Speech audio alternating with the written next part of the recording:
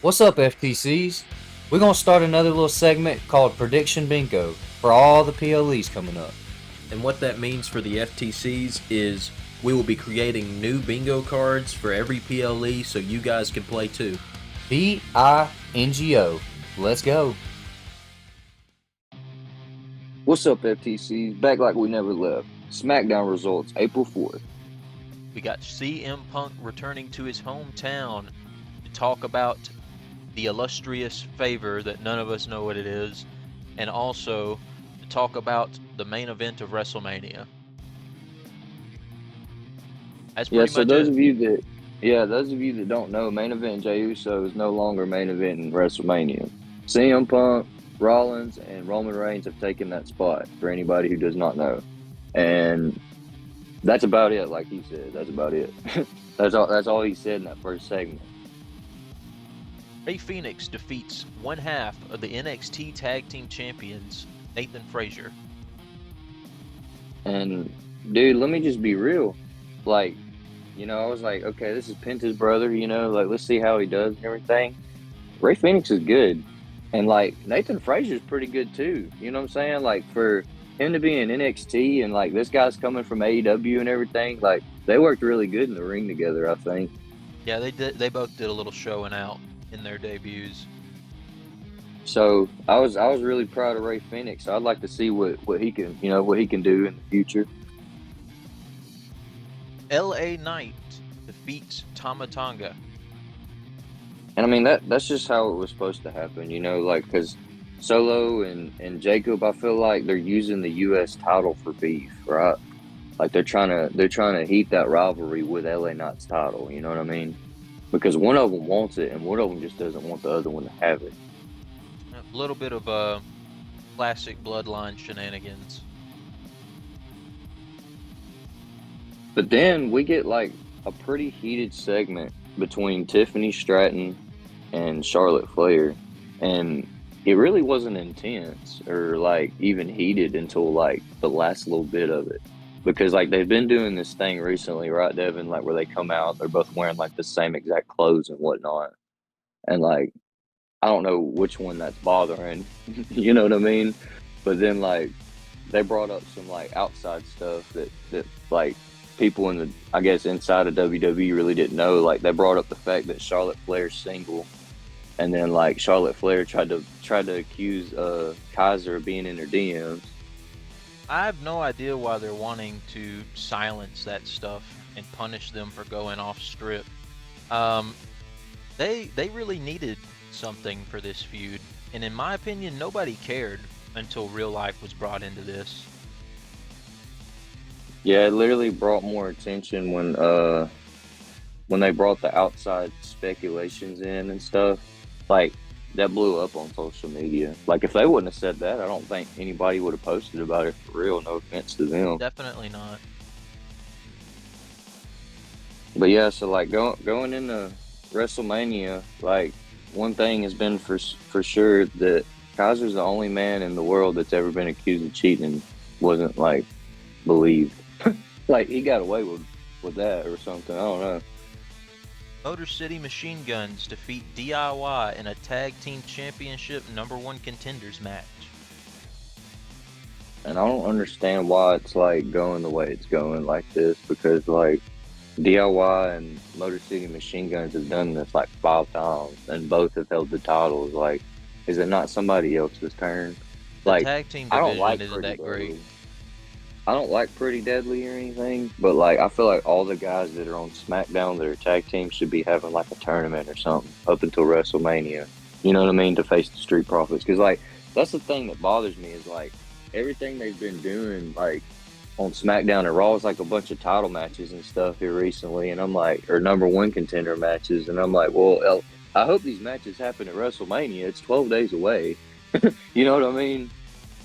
So it needs to like we need to take a turn on the tag division, because like I'm getting kind of like worried that they're just going to throw something together like they did last year. That's probably the case. Oh, we got Naomi versus B-Fab, and Naomi beats B-Fab, and then Jake Five-star Cargill classic. comes out and beats her up. Like, knew that was gonna happen, obviously. Yeah. Well, this WrestleMania's build up. It's hard to compete with last year's, but this year's, I just feel like a lot of people are not where they need to be. Yeah, it's definitely most of the stuff that's going on doesn't have me interested. There's certain key points that do, but a lot of this, like especially the Naomi and Jay Cargill, I'm not interested in that for real. Next up, though, we got Kevin Owens, and man, this was crazy because like I was kind of looking forward to the Randy Orton and Kevin Owens match because I was like, like we're gonna get to see a punt and everything, right? And then I was like, well, he, like how Kevin Owens' character is, like this is probably storyline or something because like it's his neck and he doesn't want to get punted, right? And then I'm like, nope, it's real. He's like literally posting on social media, I'll be back as soon as I can and all this, you know what I mean? Like it's real. He's going to get surgery, guys. So I don't know what did it. I don't know if it was the ladder spot that he took or if it was the match after on Raw with Rey Mysterio. I don't know what happened, but he hurt his neck pretty good. Our condolences to Kevin Owens. That is a really good jacket. Yeah, it is a good jacket. I liked it. Jacob Fatu defeats Braun Strowman in a last man standing match to become the #1 contender for the U.S. title. And hey, bro, this is huge because like last time they had a last man standing match, it wasn't really that good. You know what I mean? And the last time we had just a last man standing match in general, it really wasn't that good. You know what I'm saying? This last man standing match had me interested. I was like, damn, they keep getting up at 9 and 8 and stuff. Like they throwing the dang everything but the kitchen sink at each other.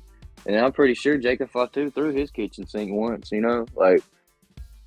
Yeah, they keep reusing that one spot where they're going through the tables at the end. Yeah, it was a good match though. I was entertained, and I was like, once Jacob Fatu won, I was like, as long as Solo stays out of it, we got a new U.S. champion right here. Everyone who's saying Braun Strowman can't go anymore, but don't you feel silly now? Yeah, he did that. He did all that with 2 busted up knees. Like, he's got, like, fluid on his knees and whatnot, and he still went out there and had a last man standing match like that. Like props to him. But finally, we found out what the best in the world favor from Paul Heyman is actually going to be. He just wants Paul in his corner. Everyone could have guessed that. It's kind of lame. That is lame. That's goofy. I don't know what to think about that, Devin. The GTS sell from Roman Reigns, though, that was pretty good. I mean, I'm excited for this match as much as everybody else. I want the CM Punk main event. I like Seth Rollins, I like Roman Reigns, and I know all the history between these guys. I was there when the Shield debuted. So I'm excited to see this. I just feel like Paul Heyman's not going to let us down at WrestleMania, but right now I'm kind of sitting here wondering, what's going on? Yeah, definitely something going on. So what's next with the Paul Heyman, CM Punk, Roman Reigns, and Seth Rollins little love triangle thing? And can Jacob Fatu become the next U.S. champion? And will Motor City Machine Guns actually beat the Street Profits again? Catch us in the next episode to find out. And that's about it for this episode. Like, comment, share, and subscribe. As for the fan connection, we're out of here.